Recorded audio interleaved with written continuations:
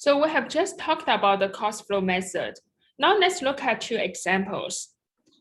The first example, so we have the beginning inventory of 100 units. Cost per unit is $10. And then in October 14th, we purchased 200 units at $11 each. September 18th, we purchased another 120 units at $15 each. So how many units we have now? We have 420 units. And on December 31st, the company had 20 units on hand and uses the periodic inventory system. So we only keep track of the inventories purchased, but we are not keeping track of the inventory that we have used or we have sold. But we do a physical count at the end of the financial reporting period, and we find that we have 20 units left. So, and then what are the cost of goods sold and cost of ending inventory under each of the cost flow method?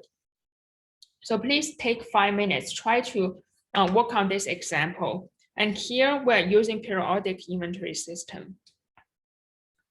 You can pause your video for now.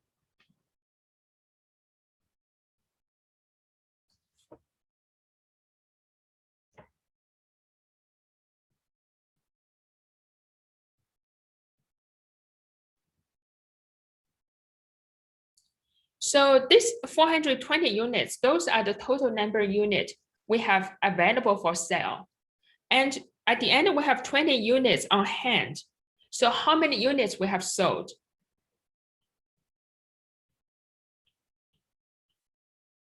We have sold 400 units, right? So the question for accountants is, what should be the cost of these 400 units that has been sold? And what should be the cost of these 20 units we still have on hand at the end of the financial reporting period? So here depends on the cost flow method we use. For the cost of goods sold,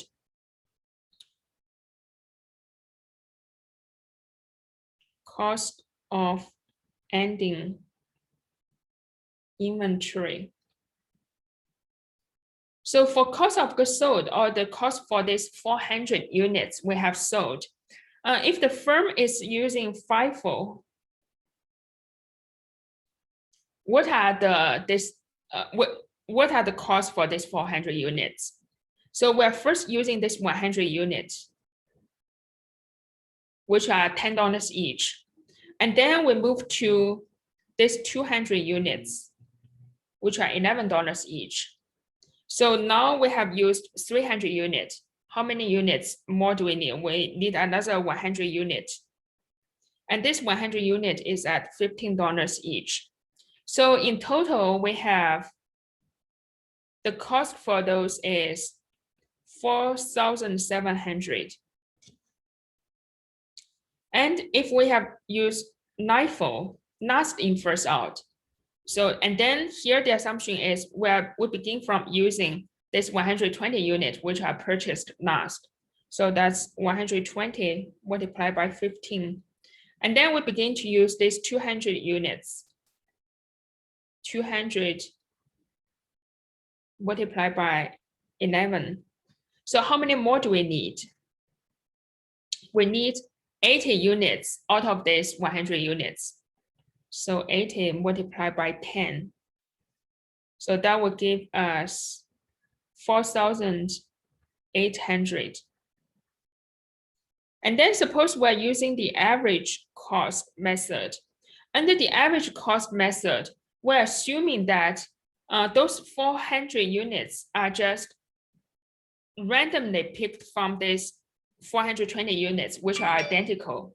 So we're assuming those 400 units, no matter when they are purchased, they are identical.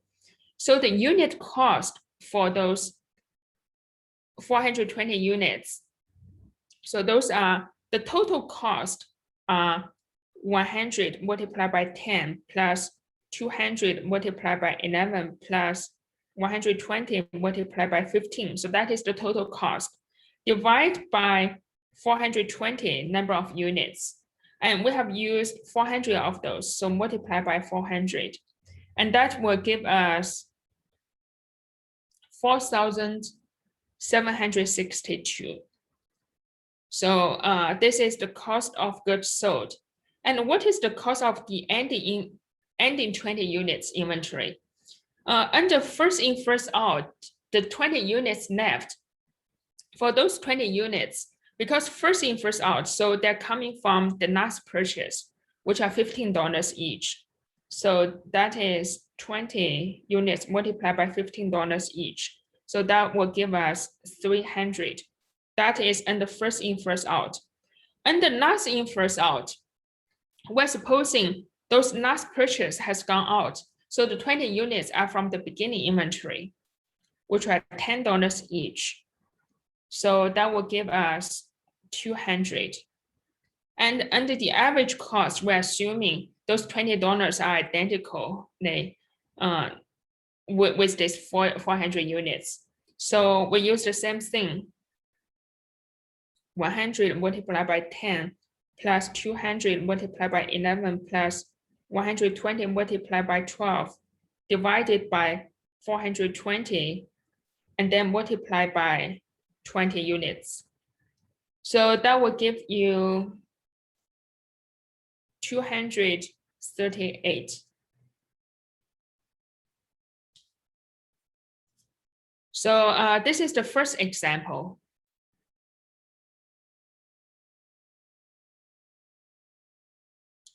And then we have another practice here.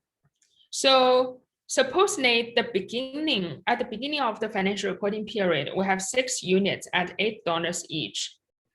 And then on January 5th, we sold 3 units. On January 10th, we purchased 4 units at $9 each. On January 12th, we sold 2 units. And physical period end on January 31st. And under the following method, what is the cost of goods sold and what is the cost of the ending inventory? So under these 6 situations, in the previous example, we're just assuming the firm is using perpetual inventory system. And now we have both. So we have perpetual and we have periodic. And I want you to give me the numbers for first in, first out, perpetual periodic, and the average cost, perpetual periodic, and the FIFO, perpetual periodic. Sorry, so the previous one is under LIFO. Please take 5 minutes, try to work on this one, and you can pause your video for now.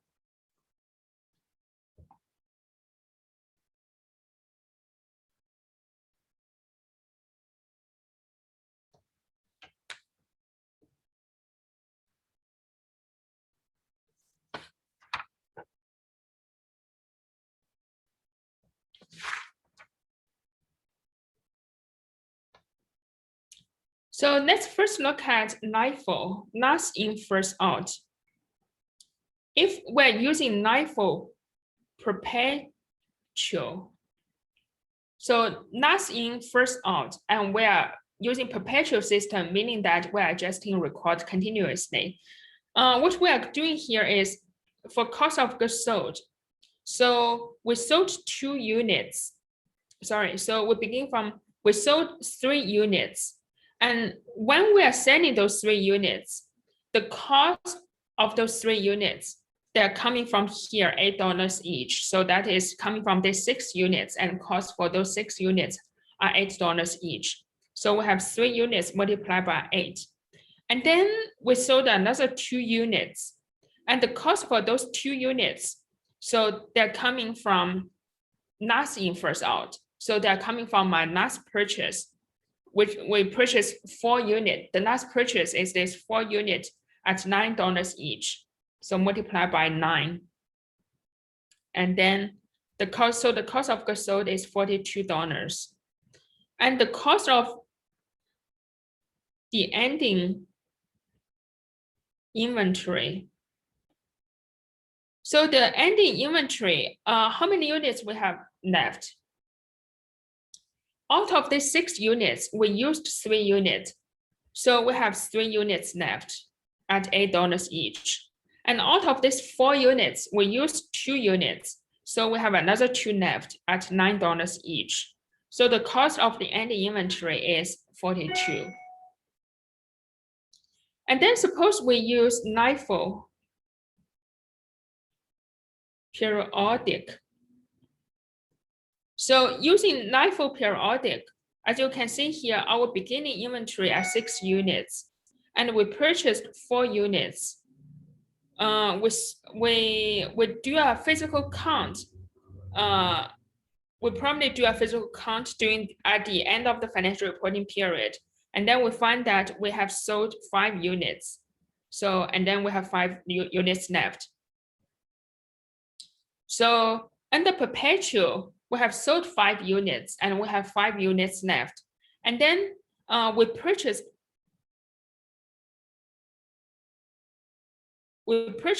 4 units in total during the months at $9 each. So the cost of goods sold under LIFO is out of these 5 units, for the cost of these 5 units, we first use the 4 units purchased during the year. So it first come from our last purchase. So 4, they all come from this $9 each. And then we go back to our beginning inventory. So for the last one, we use the beginning inventory, which is $8 each. So the cost is $44. And the cost of ending inventory. So the cost of the ending inventory, because we have used this 4 units, so all of the ending inventories are our beginning inventories.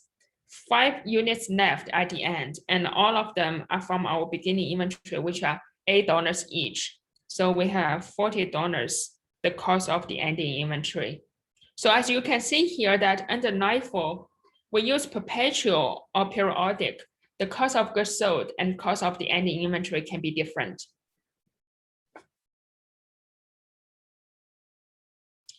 And now let's look at the average cost.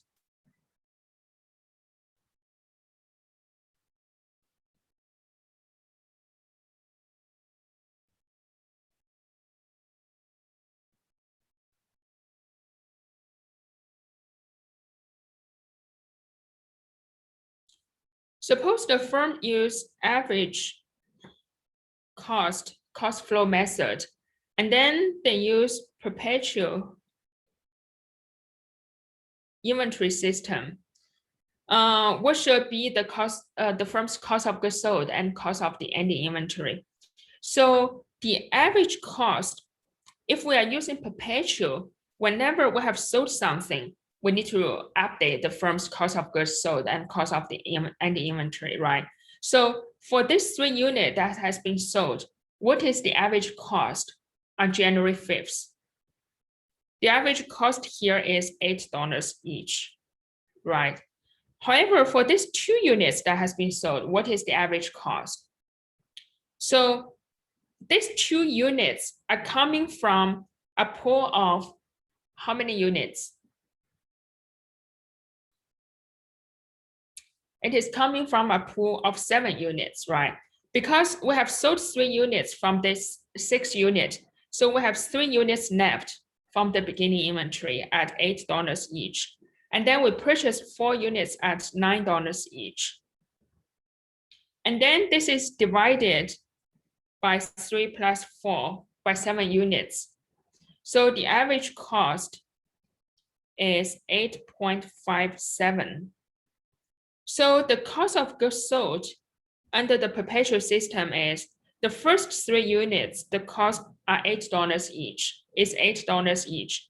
And for the second 2 units that has been sold on January 12th, the cost is 8.57 each. So the total cost of goods sold is 41.14. And the cost of ending inventory. So for the ending inventory, we have 3 units left from our beginning. Oh, sorry. For the cost of the ending inventory, we have 5 units left. And all of those, oh, sorry.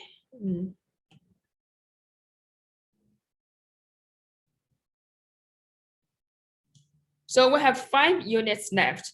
And all of those are coming from this last pool, because we're assuming they are identical. So those are, the average cost is 8.57. And the total cost for the ending inventory is 42.85. So this is average cost flow method and perpetual inventory system. How about average cost and the periodic inventory system? So if the firm has been using average cost flow method and periodic inventory system, the firm, so we don't need to update the record continuously. Instead, we only do it once at the end of the financial reporting period. So at the end of the financial reporting period, we go back and we look at, oh, we have 5 units left. We have sold 5 units. And then the cost of goods available for sale is, before we have sold these 5 units, those, so we have 6 units at $8 each. And we purchased 4 units at $9 each. So the total cost of goods sold, cost of goods available for sale is $94. And cost of goods sold, so this, $84. This $84, it is for 10 units. So we divide it by 10 units. And then we multiply by it by 5. So because we have sold 5 units, so that's $42. And the cost of the ending inventory is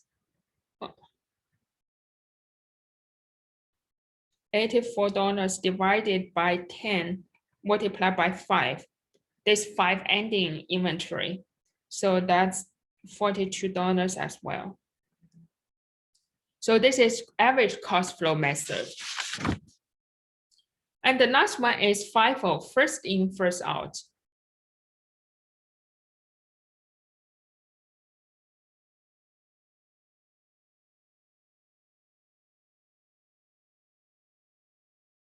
If the firm uses FIFO cost flow method and perpetual inventory system, first in, first out. So the first 3 units, they are from the beginning inventory.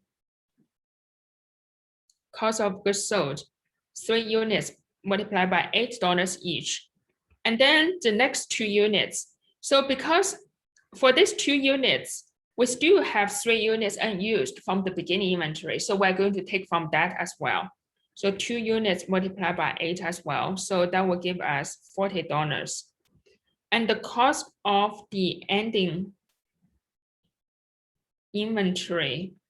So we have 5 units left at the end. And those 5 units are, so out of the 6 units from the beginning, we have used 3 units. And then we have used another 2 units. How many units do we have left? We have 1 unit left. And then for these 4 units, we haven't used it. So that is 4 multiplied by, that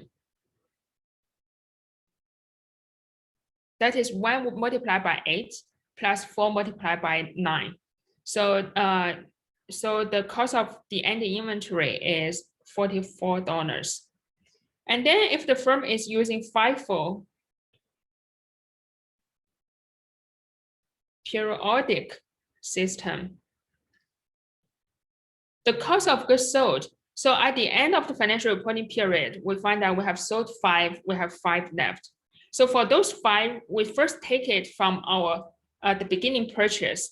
So we take 5 out from the beginning purchase. Those are $8 each. So those are $40. And then for the cost of ending inventory, so we have 1 left from the beginning inventory plus 4 multiplied by 9. That is our purchase during the period. So that's 44. So as you can see here that under FIFO, your cost of goods sold and cost of the ending inventory. So those it doesn't matter whether the firm is using perpetual and periodic inventory system. And actually, that is the only situation that you will get the same number, no matter the firm is using periodic or perpetual inventory system. That is only under FIFO. So, so that is another example here.